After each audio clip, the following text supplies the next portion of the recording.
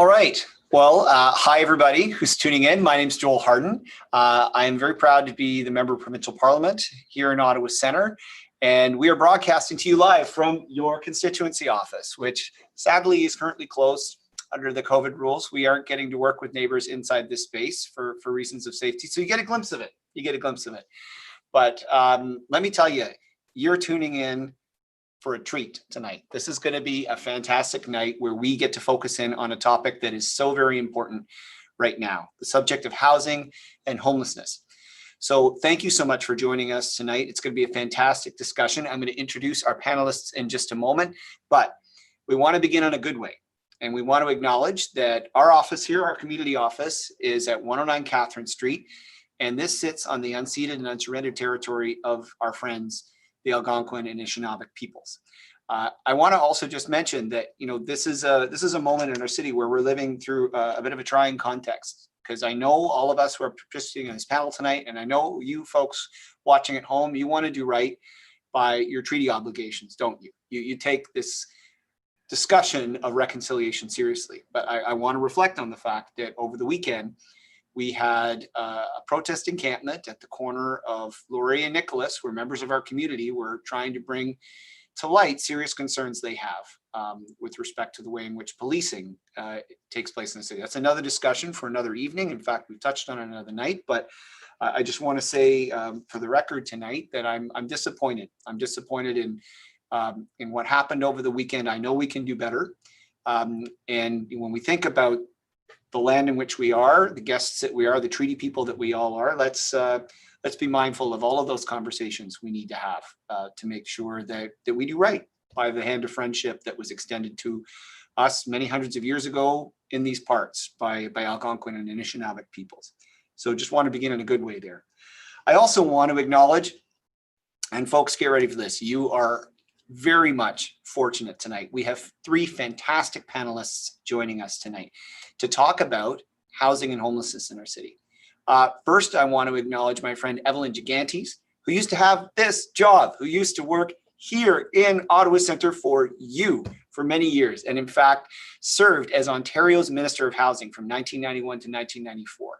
So Evelyn, thank you so much for joining us tonight. I also want to thank Alison Trowbride, who's here tonight, broadcasting to you live from Manor Village, which is in the riding of Nepean. And she's going to talk to us about what's going on in her community, because it touches very much on some of the issues that we're going to be discussing tonight on rights for tenants. How do we protect affordable housing? How do we improve affordable housing? So Alison, thank you so much for joining us tonight. And everybody, I should say, Evelyn, Alison, feel free to unmute. You don't have to wait your turn. We can talk, and you can interrupt me as much as you would like.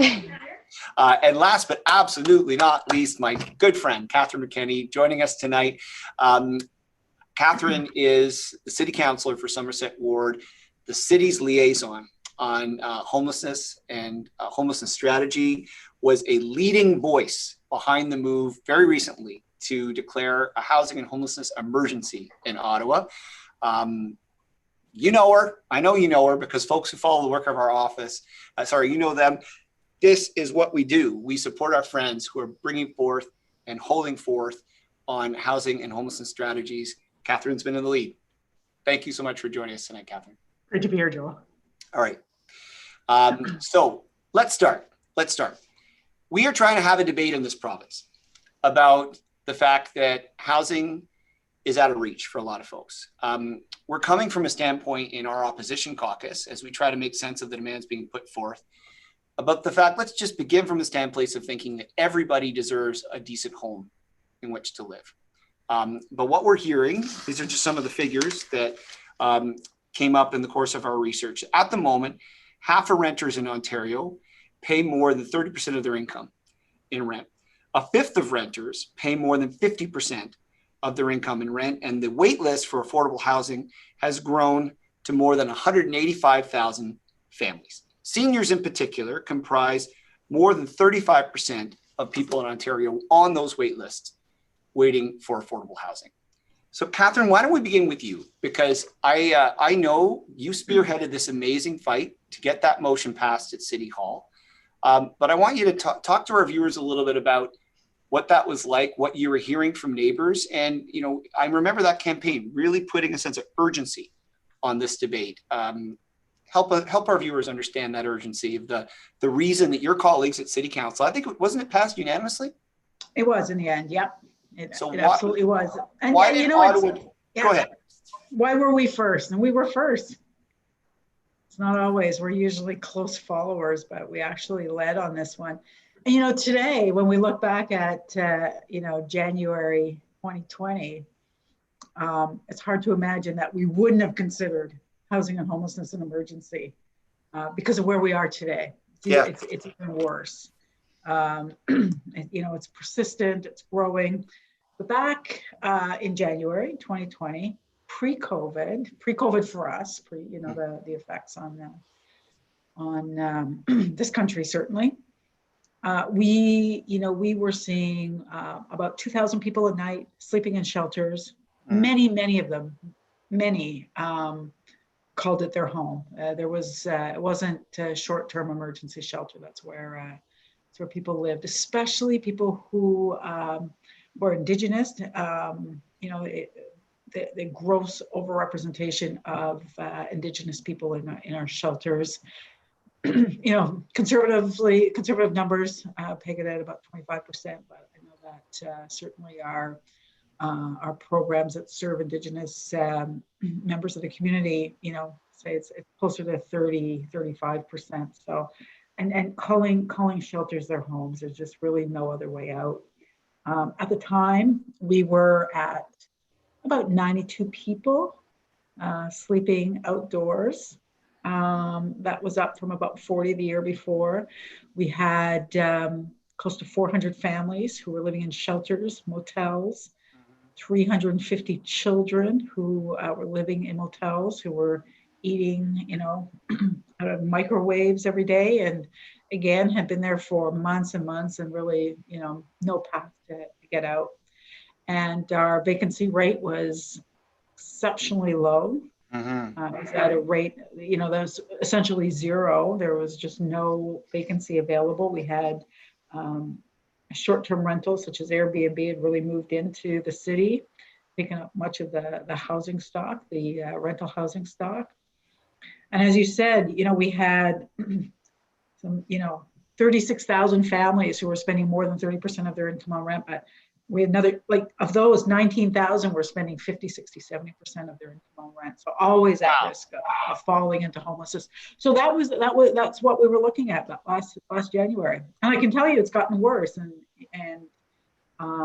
the response, and we'll hear from Evelyn Gigantes later on about, what that government, her government of the day, was able to do.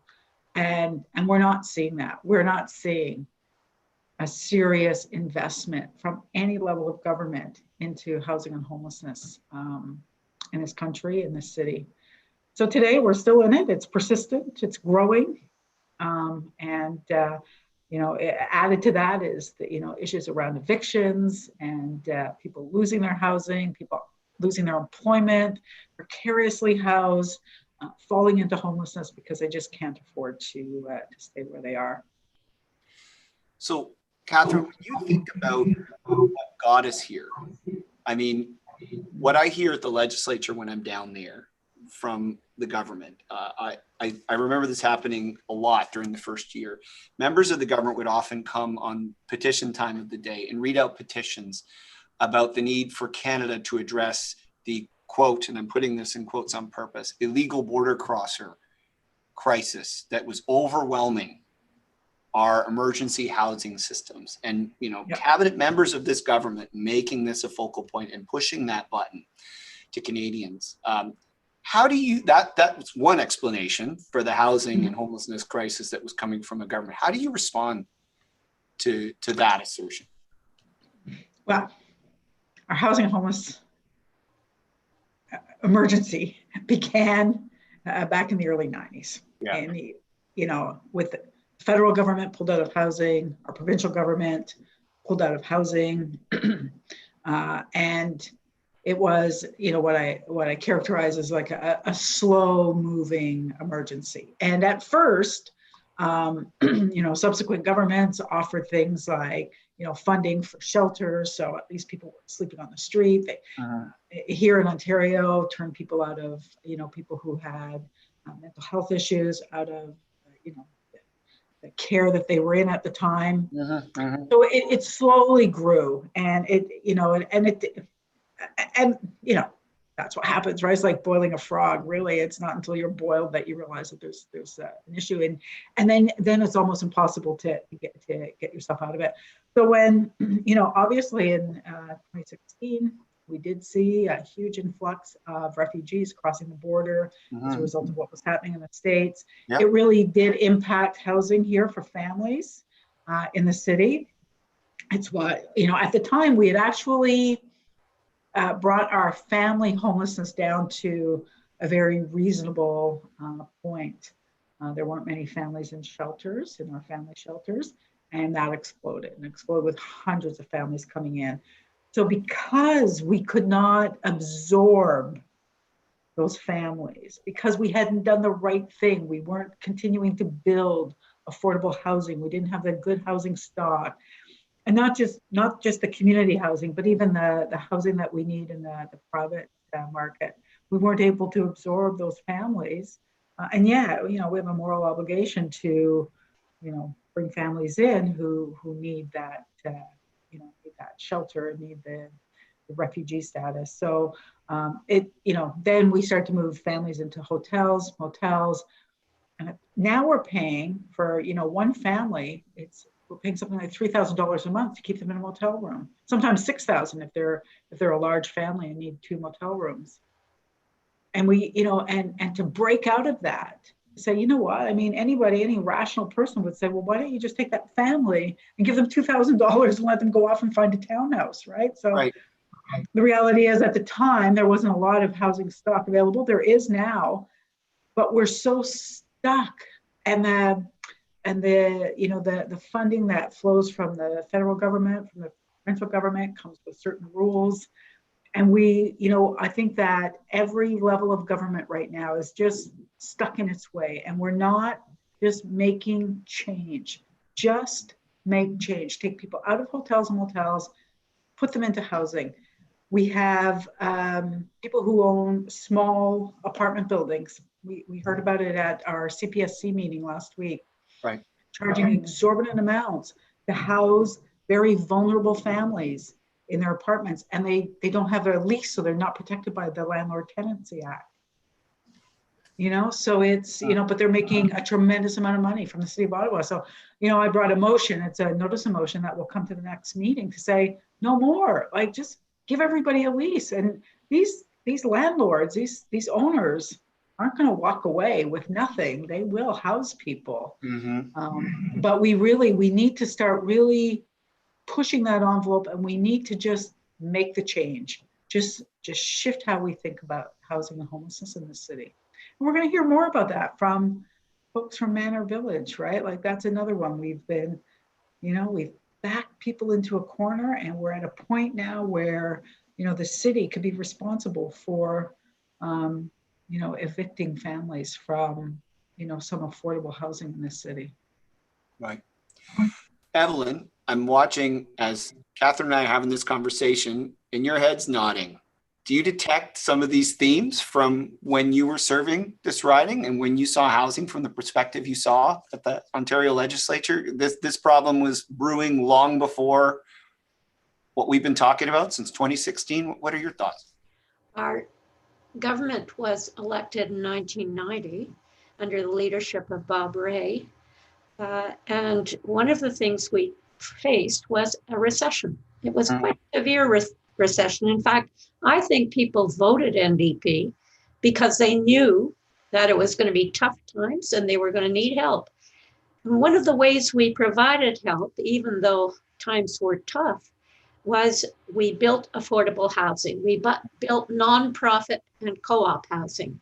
And by the time our government was done, almost 5 years later, we had increased the number of units, either nonprofit units, either co-op or just municipal housing, in a period when the federal Liberal government withdrew funding from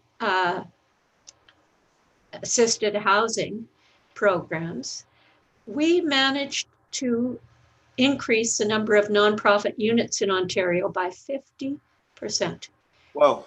That helped over several years to come. But we're back in a stage where we've got to provide decent housing programs. And I'm impressed by the policy outline. I'm concerned because I'd rather see government spending money on building houses that will be maintained as nonprofit, or assisting the development of co-ops that will be maintained with assisted living, rather than providing people with money to go out in the private market through social assistance or some kind of rent assistance program. I hear you. It just drives the price of housing up. And I think that Catherine's right. The kinds of dodges that are going on in the current housing market have to be addressed directly. Right. And we've got an awful lot of people who need help. I was shocked when I was out canvassing in the federal election and knocking on doors in places that you wouldn't really even call a hotel. They were so decrepit.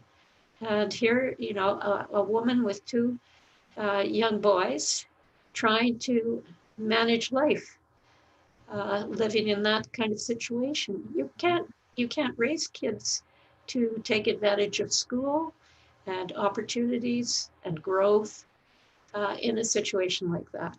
So it's just bad for society. So that's, you know, I'm encouraged by what the NDP is proposing here.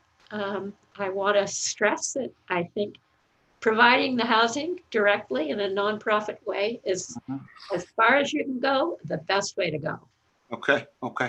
Well, and I take that to heart. And for folks who haven't read the NDP housing policy, we'll put it in the notes of the Facebook post. So we'll get into it. But tonight we're actually, you know, we're going to reflect on the policy we put forward, but we're also going to take advantage of the big brains on this call, on this panel. We are going to mine them without apology, because we have to get to the bottom of this and have some historical perspective. What Evelyn was just talking about is part of our plan where we're talking about subsidizing that first opportunity a family or an individual may have to buy a home with a 10% loan. But I take the point Evelyn's raising. Maybe we should be putting the vast majority of our money into creating actual nonprofit homes. That fund is, you know, a fund that repays itself. Right. So what you're doing is using the credit of the government over time. That's correct. But it gets repaid. So That's that I don't object to that nearly as much as I have problems with giving people a little bit of money more for their private rental. I got you. It's just not using the money right, as far as I'm concerned. I got you. Alison, we need to hear the perspective from Manor Village. Now, let me just set this up with an example that I'm sure you know about. We had the awful situation recently in the city of what happened at Herringate in Ottawa South, where 400 people were evicted. I think someone can correct me on this panel, but I think it was the largest mass eviction, certainly in our city's history. Yeah. What I heard other people who've been thinking about tenants' rights related to be honest, was the Africville demolition, where a lot of my family comes from in Nova Scotia, where a largely Black community was forcibly relocated out of their homes.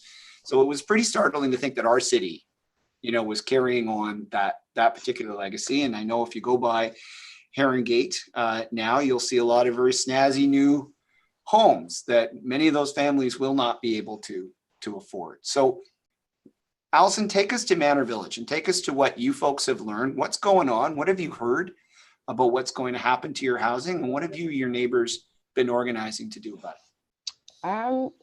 So tenants in Manor Village, we only really came to fully understand that the LRT stage 3 track would possibly go through our homes in August of this year, early September of this year. We got word of the online forum that they were holding, or consultation that they were holding, and very quickly a tenant of ours contacted ACORN to start kind of a support group, and gathered some other tenants to come together and create that group. We've knocked on every door in the neighborhood. We've gone streets to the surrounding streets, knocked on their doors, let them know what's possibly coming into their neighborhoods. Let Cheryl Gardens, a fellow community down the road, who will also be losing units, let them know, what's going to happen. We've held multiple city staff meetings. We've met with multiple city staff members. We've held petitions. We've held the online forum where people can sign and stand behind us, give that support that we need to tell the city of Ottawa, no, this isn't okay. We do have a housing and homelessness crisis that was declared in January. Why take these 120 houses that hold anywhere from 300 to 500 people and force them out the door? They're already in homes. We're already in homes. Don't take that from us. We've held rallies, we've held marches, we've definitely learned our rights, and we want to fight for them. Mm-hmm. So, just if I'm understanding, Alison, the story from the AC, you're informed by the city that 120, am I right, 120 units of housing in Manor Village are going to be displaced given the third stage of the light rail. Manor Village and Cheryl Gardens, yes. Manor Village and Cheryl Gardens. Yeah. So you find this out in August. Yeah. And Manor Village, as my friends at Ottawa ACORN have told me, and I know you guys are working with Ottawa ACORN, it's a fantastic organization that stands up for tenants' rights in our city. I'm a member, truth be told. And you should be too. And the story that I've heard through ACORN is that this may be, and Catherine, correct me if I'm wrong, this may be one of the last pockets of affordable rental housing since we lost Heron Gate that is, at least somewhat within the inner ring areas of the city. Am I right about that, Alison? I believe so, yeah. And I think that's part of, a lot of people, based on the knowledge that I've kind of gathered from the public, is they consider us that community housing. We're not community housing. We are just affordable housing. And being Right. that we are one of the last ones, we didn't get there just because these are tenants who have been here, some over 30 years. Right. So generations of folks, working class folks, living on fixed income in units that have been held down for that time, that have been protected with some of the rent control provisions, which we can get into tonight, some of the concerns we have about changes the government's made to new homes with respect to rent control coverage. But you guys are coming from a place of saying, this housing matters to us. This is our community. We want to be consulted. And am I right in making the assumption, given what I've read, you folks believe there's a way to accommodate your housing and have this LRT? You can have, we don't have to choose. Am I right in that? Yeah, there were numerous options put forward that would not, dumb evict our homes. We are pushing for one of those options to be considered, to go down Woodruff rather than through our homes, as that final say. What have you heard back from the city when you made that point? It went to vote at Transportation Committee, and the idea of putting it on pause, I believe it was Sean Menard, Councilor Menard, who put that motion forward. To pause that was voted against, and Keith Egley put the motion forward to bring together a working group for us, but to continue with the option that would, in the end, take away our homes. So I'm sorry, Alison, if this is tough. Take as much time as you want. I don't want to come across as that negative person. I try so hard to carry that happy face. I personally feel we've been kind of looked over by city council members. I don't feel like they're taking this situation as important as they need to. You know, we've been given the word of a working group and the idea of future support, but I feel like the urgency of this matter, the urgency right now, not in years to come, is just not being looked at. So your message, I guess, to our viewers tonight, from my understanding, Alison, is, you know, this working group that your Councillor Egli has put forward is Mm-hmm. one thing, but what you're looking for is some assurance that your homes are going to be protected. Because Mm-hmm. certainly when I met with a number of the Herongate residents, this is what I heard. I heard time and again, where am I going to go, Joel? Where am I going to go? There is nowhere for me and my family to stay in a similarly affordable home.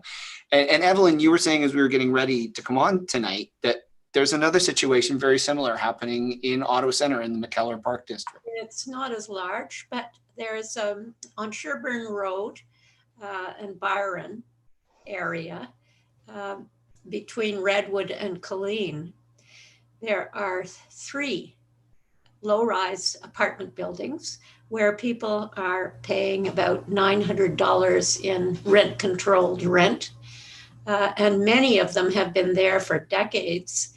The owner is going to tear down 2 of the 5 apartment buildings and put up 3, but those will not be covered by rent control for the new tenants.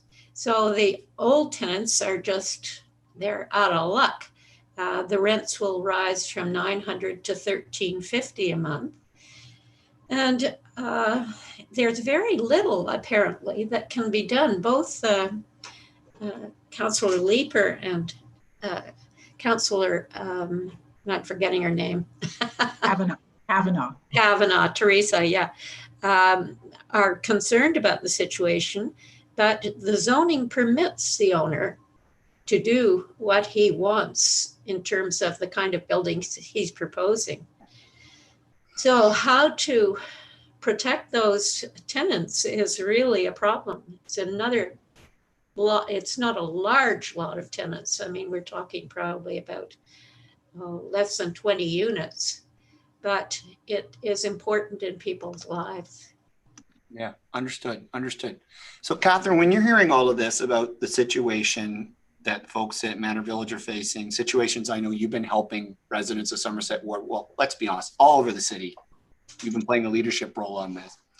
What comes to your mind is some of the root problems? Like what are, because, you know, at the Ontario legislature, it's what I'm trying to figure out too, is what's at the root of this? Why are we not driven to build more affordable housing? Why are we paying $3,000 a month to house vulnerable families in motels? Like, if you were to put your finger on it, what's the thinking that needs to change?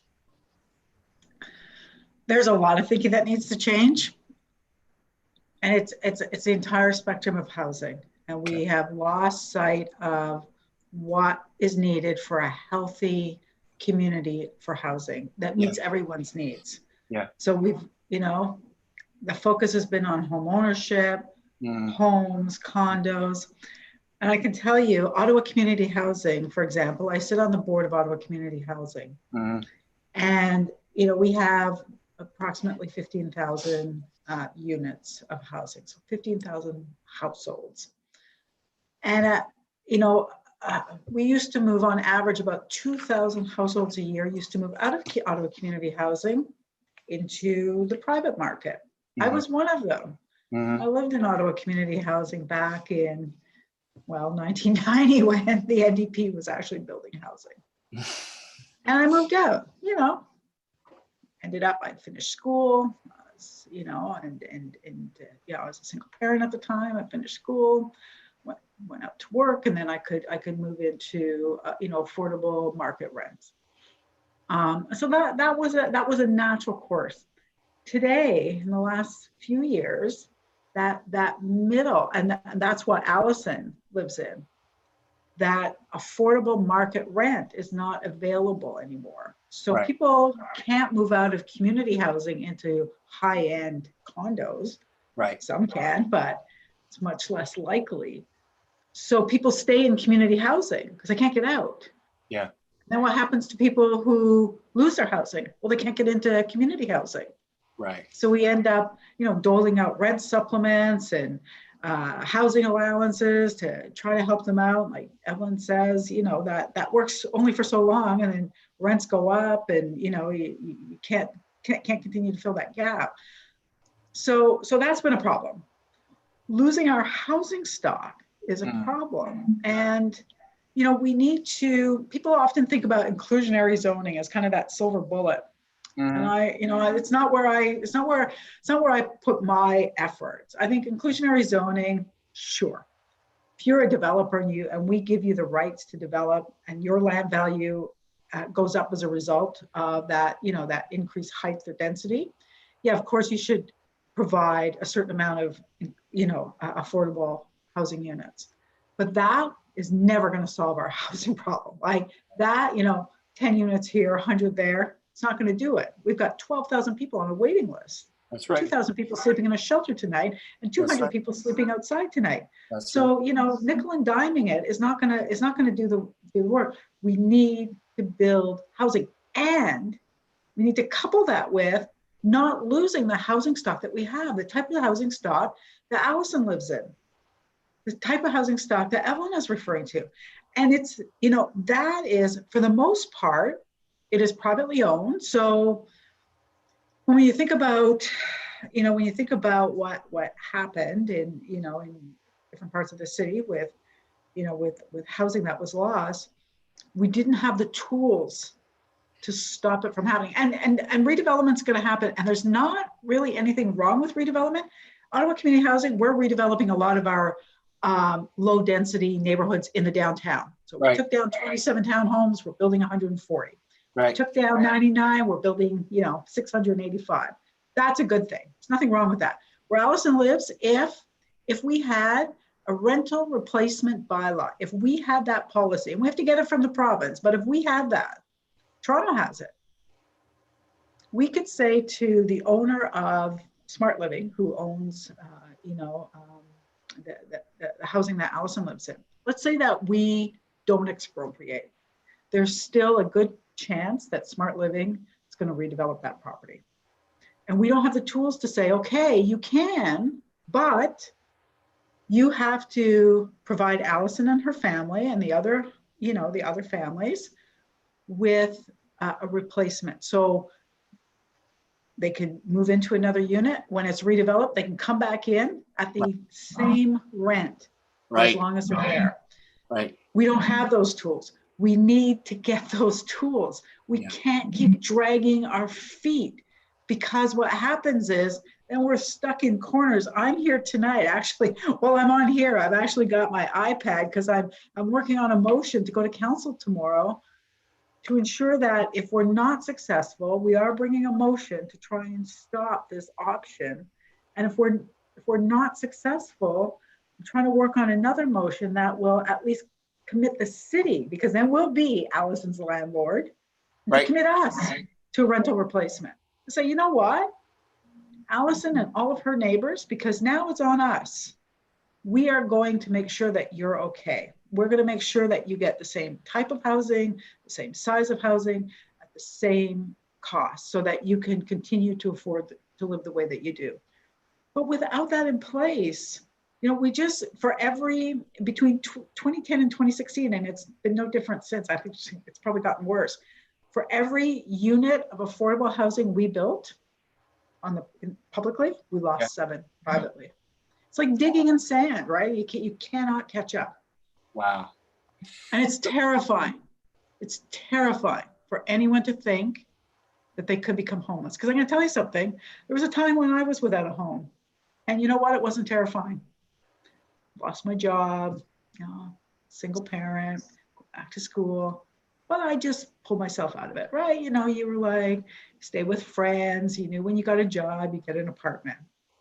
There was nothing terrifying about it. It was distressing, but it wasn't terrifying. Today, the idea of losing your housing is terrifying. You won't get it back.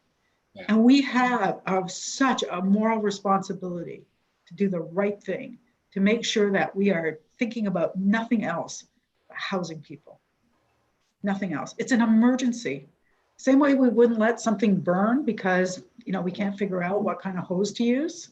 We should not be letting people fall into homelessness and stay in homelessness, because we're not sure which tool to use. So clear message about provincial tools that the city needs, that all cities and towns need to make sure affordable housing is protected. Okay, so there's a related subject I want, and before getting there, Catherine, I want to acknowledge that I was at a meeting at FEDCO. I can't remember what the acronym is. It's a Finance and Economic Development Committee. There you go, for Ottawa. The money committee. They don't put me on it. They don't like me on money committees. I just like to But I saw you there, and I saw you there speaking up for the Manor. I'm always there. They just don't let me vote. And for folks watching this, at 9 a.m. tomorrow, if you go to ACORN Ottawa's website, there's going to be a rally. Socially distanced, bring a mask, keep your distance. But we're gonna go to City Hall and we're gonna support our friends at Manor Village, and I hope to see you there tomorrow. But I want to switch to a related topic, my friends, because something we've received a fair amount of inquiries about that I take to heart dearly is the need, certainly for more housing, but more accessible and supportive housing. People with disabilities in this province, seniors in this province, are, what I'm hearing from them and their advocacy organizations, is that there's less and less appropriate housing for them, and they're really worried about that. I want to read a comment that we got on our stream tonight from Sarah, and Sarah writes, "I gotta say though, when I became homeless at the beginning of the year, I was put into a hotel. That was the first time I had an accessible bathroom in my 25 years of life. And it was actually incredibly helpful. But we also need to address the fact that there are no accessible homeless shelters. If it weren't for Catherine, I wouldn't have been put in a hotel. Hotels, at least at that time, were only for families. And my God, were they ever. Hundreds of children. It was heartbreaking." So Evelyn, when you hear that, what was the debate around accessible housing and supportive housing like when you were the Minister of Housing? It really was not an issue. It was not an issue. People who could afford it obviously looked after each other in private houses. And I don't remember the issue getting raised. There was a lot less awareness, I think, back in the 90s when I was working on housing about the needs, the special needs that people have. And I think as our population gets older and older, this becomes a larger and larger problem. And it's something that we need to deal with. You know all about this, Joel. Well, I'm blessed. I have to admit, I'm blessed with some good friends. Taya Curdy, who I hope is watching, and David Lepofsky, who I hope is tuning in. Ontario has some amazing disability rights leaders who've taken time, and they're very patient with me to tell me that it actually is negligible insofar as cost is concerned, about whether we're building nonprofit, municipal, or even rental or ownership housing to build to an accessible design. The gold standard, as I understand it, is called the Universal Design Standard. And I'm very proud to say that in the official opposition's housing plan, we have said that we are going to write it into the building code. It will not be debatable. As David likes to say, everybody either has a disability or is going to get one. we have to build housing that includes everybody. So I certainly take that to heart. But Alison, back to you. I want you to take us to the ground of those early meetings with the city. You know, when people first started having this discussion. I mean, when your neighbors are talking to you, I mean, you told me you've gone door to door. Yep. In the community. What are people saying back to you? You know, we had a lot of people that were shocked, had no idea that this was even happening.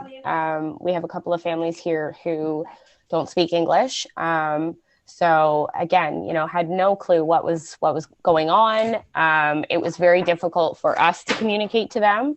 I know with a couple of units, we had to kind of go through their younger children who have been taught English in our local schools. And you know, thank gosh they were there, because otherwise we were just lost with how to transfer that message to them. Hang on, please. Hang on. So, this is a kid-friendly show. If you want to bring him into the frame, I'll slap a high five with. He's a little excited. He just found out about an experience he's going to get in a little bit. So. Oh, lucky guy. You found the right time to leverage mom. Lucky guy. Yeah. But, so we had a lot of people that they were almost so shocked, and didn't know how to respond to it. They didn't know what questions to ask. A lot of them were thankful that there were other people, not just business people, but tenants who, they could easily trust and go to with their questions and concerns that would almost do the thinking for them because they were so shocked. We had a lot of feedback from tenants here, but also neighbors who were, almost disgusted at the lack of consultation regarding the LRT plans and, how that kind of played out. So, Okay. yeah. Fair. And so when you were talking earlier about some of your neighbors for whom English is not their first language, can you give our viewers a bit of a picture? Like, what's the community like? Is it a very racially and ethnically diverse neighborhood? Absolutely. I know we have a lot of seniors. We have, I'm not sure about these families that are currently in right now. I haven't myself gotten the actual chance to get to know them, but I know at one point in the last couple of years, we did have a couple of refugee families move in. So I'm not sure if these are the same ones or if these are newer. We do have some students who, again, don't speak English. We have, all different lifestyles, it's just a mix of everyone in here. Sounds like a fun melting pot to me. It absolutely is. Nice. Catherine, when you're hearing this about, what folks in Manor Village are debating, and you and I were at this same FEDCO committee where, I don't know about you, but I found it very entertaining to watch the first 20 presentations because it was some of the celebrities of Ottawa. Like, I can't recall all the names, but they were all saying, we're here because our friends at the Ottawa Sports and Entertainment Group need access to this roughly $5 million reserve fund. And I remember as a resident of my ward, my city councilor informing me, this is going to be up for discussion. And it was literally 3 days later, like it was moving at the speed of light. And if I understand it correctly, folks at OSEG were basically saying, we need to go back to this deal we signed with the city. COVID's tough. It's hit our business tough and we need help. And I guess it really seemed like our city was moving at the speed of light, for these needs. Could you help us understand a little bit about how the city moves with unbelievable speed when articulate folks like Roger Greenberg and others come to the table, and how we seem to be stuck often on some of these other things that you're proposing? What's going on here? Well, I can tell you that it came to a screeching halt today when we got an audit report on Lansdowne. Oh, yeah, we did. Yes, I did. No, it's not going. So it's not going to council anymore tomorrow. It's going to be put off another 2 weeks because things weren't quite the way they seem. So just but you're right. We were moving at the speed of light to extend a contract, to give up our what we were entitled to through this waterfall contract, and certainly provide very wealthy people, OSEG, with what many of us felt was an opportunity to make a huge return on their investment. Right. Going forward with the city, not so much. So put all that aside because we can debate that half the night. But at the same time, we had people come out and talk to us from Manor Village about what was happening to them.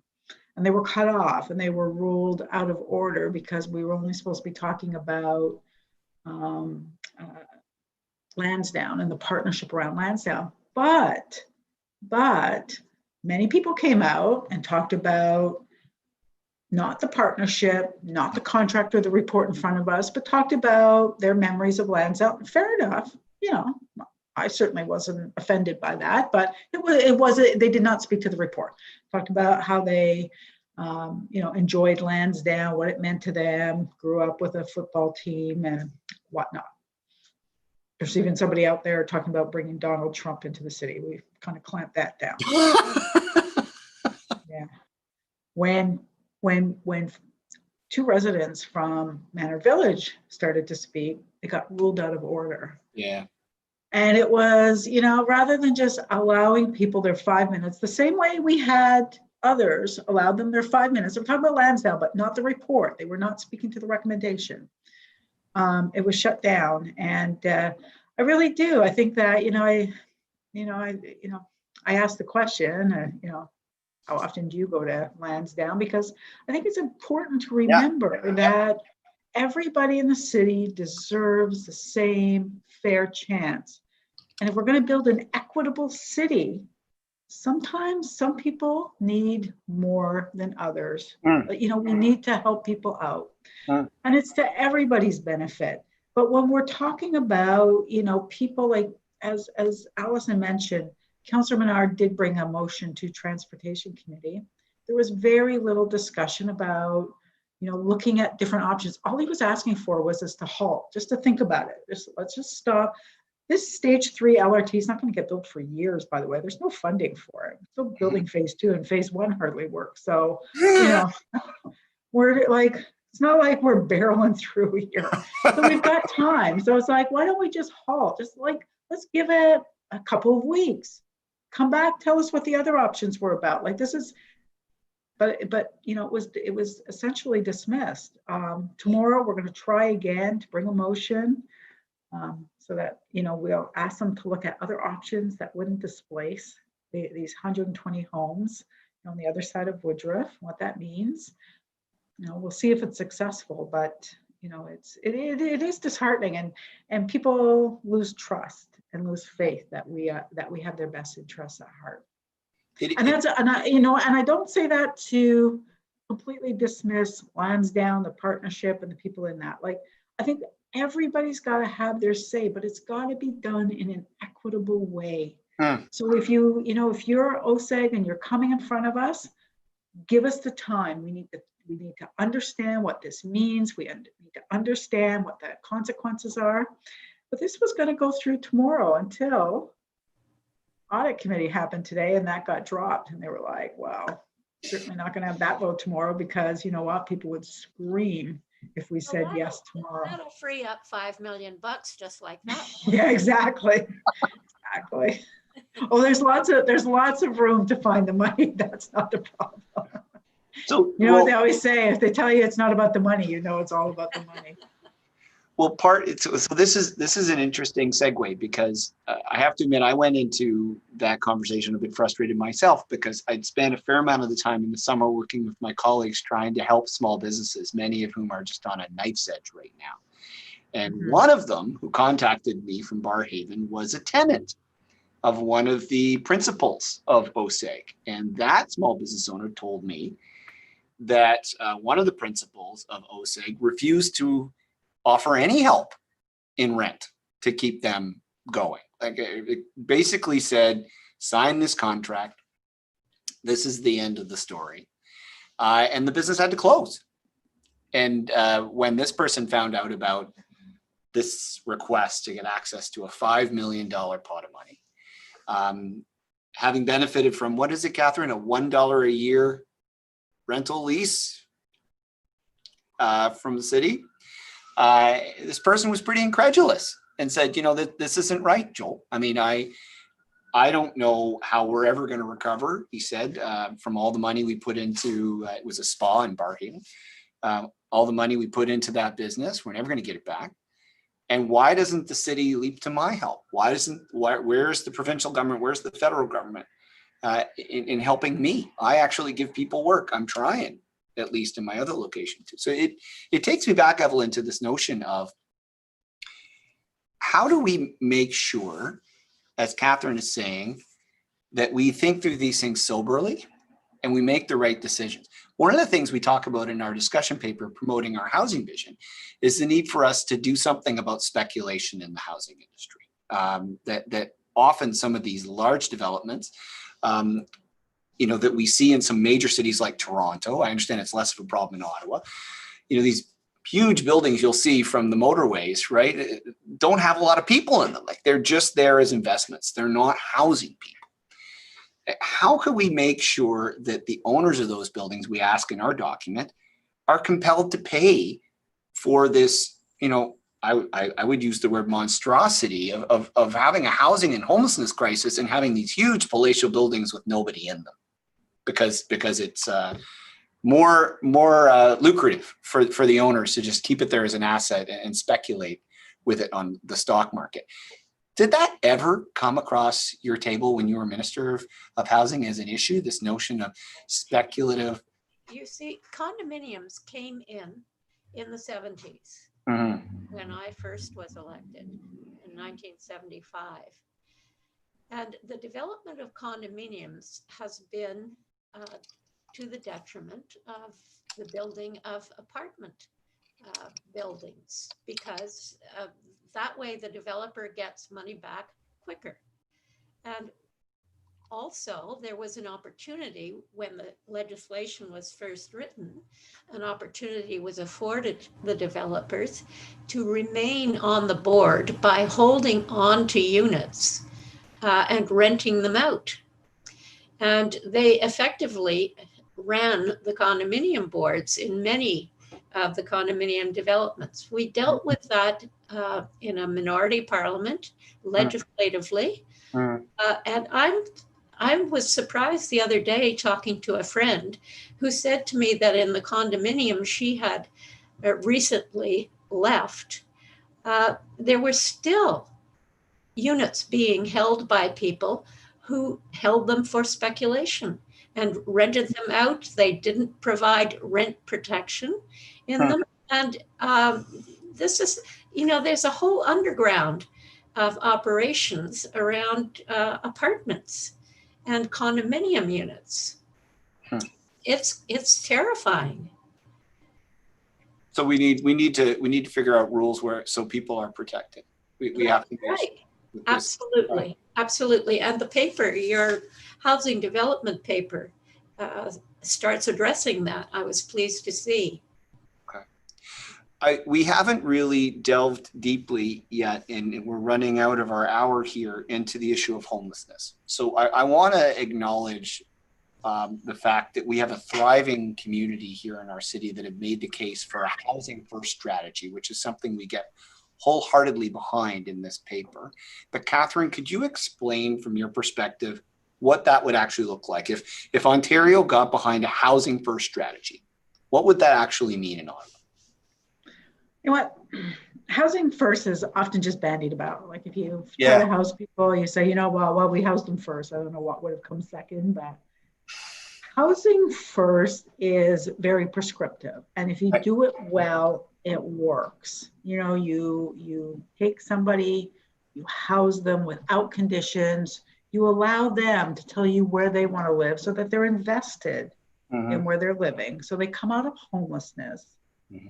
You do your best to find them the housing in the area and the type of housing that they want. And then you wrap the supports around them that they need to keep their housing. And over time, those supports can change. Mental health supports, physical, like health supports, social supports, addiction supports. And over time that can change. And over time they can even be shed away. And if that person does something to lose their housing, you just house them again. Right. And if it's done with true fidelity, the success rate is something like 92%. People stay housed. So instead of housing people in shelters for exorbitant amounts of money, you're housing them in, mostly, sometimes it's aggregate housing. We have supportive housing organizations in the city like Salis, Options Bytown. And we also have scattered housing where people are just supported out in the community. You don't even know. They could be your neighbor down the hall or next door. So that's how you house people. What we need is two things. We need the housing, obviously, but the people who are chronically homeless in this city are only about 500-600. So when you think about that, you think, you know what, as if we could not house 100 people a year in this city and wrap supports around them. What we don't have from the provincial level are the supports. And so those supports are health supports, and those are health dollars, and they don't come from the federal level. The city does provide, there are some supports from older programs that no longer exist that still, are circulating in our supportive housing. But for the most part, those are health supports. So we need those supports from the province to be able to do true housing first. And it works, and we save so much money. This year alone in the city of Ottawa, we're going to spend $36 million sheltering people. Sheltering, right? Like that money could be used to, with our nonprofit. We have, and the one thing about Ottawa, I'll say this, we have, the city doesn't always, think outside the box maybe and move in ways that it needs to. We have an exceptionally strong housing sector, very strong, mostly run by women actually, but even the guys in it are strong. and they know what they're doing. They know what they're doing better than anyone. And you just have to give them the money and off they go. And they build the housing and they support people. But we have to get, and it has to be true housing first. So it can't be kind of, we'll put you over here in OCH and all the community housing, have somebody come and visit you once a week. Well, that won't work. Then what happens is, you get 3 or 4 people who have serious mental illness living in one building, and it destabilizes a building. And then they end up getting kicked out because, they destabilize that building, and other people have a right to live with some dignity and safety, right? So. Evelyn, I could see you were jumping in. I'm thinking of the announcement recently by the federal Liberal government that it's going to put more money into housing. And Catherine, why don't you write to the Prime Minister and tell him about housing first? They know about housing first. But it is amazing. It is amazing though, Catherine. What I learned from that amazing campaign you led is, if you think about, for lack of a better way, it maybe sounds too academic, but the political economy of housing is such that, we as a society right now think it's better to involve first responders, hospitals, in people's worst moment of their lives in distress, keep people in chronic trauma, which, according to the research I saw you bring up at City Council, is not only awful on an ethical basis for individuals, it is, conservatives should be outraged. It is prohibitively expensive. It is prohibitively expensive. But if we actually thought of a way to get, as you said, the dollars in the hands of those folks that want to build the housing, and you mentioned Option Bytown, you mentioned Salis, I want to mention Centertown Citizens Ottawa Corporation. This building that I'm sitting in right now, Beaver Barracks, one of the jewels of our city. There are amazing people, you are quite right, that we need to get some resources to. All right, we need to, it's that moment now where we all need to have a closing thought. I think I've talked enough. Alison, what do you, thank you for joining us tonight, first of all. Thank you for having me. It has been an absolute pleasure. What is your message for people tuning in tonight about what we as a city can do to support the work you're trying to do to save Manor Village? I think people need to understand the importance of that housing and homelessness crisis, but also understand that there are some of us who are already in that affordable housing. Don't take that away. Use the funding that is or isn't there now, get more funding to help those who are suffering and keep us where we are. That's really the message we're coming down to. I do want to remind everyone about the rally tomorrow morning at City Hall at 9 a.m. Be there to show your support for our community and any other community that, has to go through this battle in the future. And massive respect to you for all the door-to-door work that you've done to put Thank this you. issue to our attention. This is amazing community organizing. Congrats to you and to ACORN. Well done. Thank you. Evelyn, over to you. Final thoughts for tonight. Housing is well-being. Yeah. It is totally related to everybody's health, to their emotional strength, to the way that children get a chance to develop. It is at the core of our human needs if we're going to be able to operate at our best level. And I like your policy. Well, we got to work on the buying supplements side. I take the credits. I hear you. I hear you. Thank you, Evelyn. Thank you so much. Catherine, over to you. Look, you know what? I have to. I want to start by just a shout out to ACORN and folks like Alison. I'm going to tell you that ACORN, not much would change in this city if it weren't for an organization like ACORN. ACORN has pushed us to do the right thing in this city so many times. They've pushed us to, you know, better protection for tenants. They pushed us to, you know, stop short-term rentals. They come to us and they push us to ensure that we're looking at people living in the community that have every right to safe and affordable housing. It is a human right. You know, Leilani Farah, who I haven't read the op-ed, I see it's up, and I will. You know, she has posited this for years now, and it's true. Housing is a human right. And if we get ourselves elected at any level of government, we have a moral obligation to ensure that people are housed. And I remember once I was asked to speak about housing as human right, and I didn't really know how I was going to talk about that. So I actually went out and I talked to a couple of people who live in supportive housing. And I said, what does it mean to you, like housing is a human right? What does that mean? And I remember one guy said to me, he said, it means that if I lose my housing, I know that you've done everything you can and you'll continue to make sure I get housed again. So I'm okay. Right. And that's what it is. It's like, we don't let people starve. We don't let buildings burn, you know, and we shouldn't leave people without shelter, without housing, not just shelter. I mean, fast emergency shelter might always be necessary, but you know, nobody should stay in a shelter past 15, 20 days. We should be able to house people, and we need to stop people from falling into homelessness. And that's what we're doing in Manor Village right now, pushing people into homelessness, or we could be pushing people into homelessness. And that's unconscionable, really, given that we're in a housing emergency. Catherine, thank you. Evelyn, thank you. Alison, thank you. Thank you for tuning in.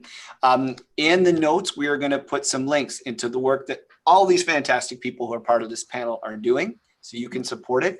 In particular, I want to give it, as Catherine has just done, a shout out to ACORN. If you want to support the community organizing that is going on in Manor Village, you can donate to ACORN, and you should go to their website and you should do that, because this is how regular folks get things done. We share our resources, we pool our talents together, and we make change. It is not the case that people who are very influential and powerful get to make all the decisions all the time. That is not the way the city works.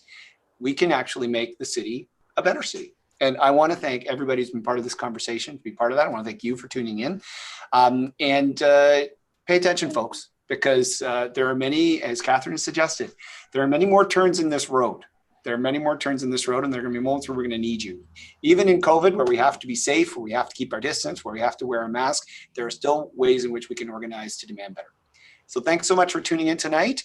Thanks, Joel. Great to see you all. Thank you.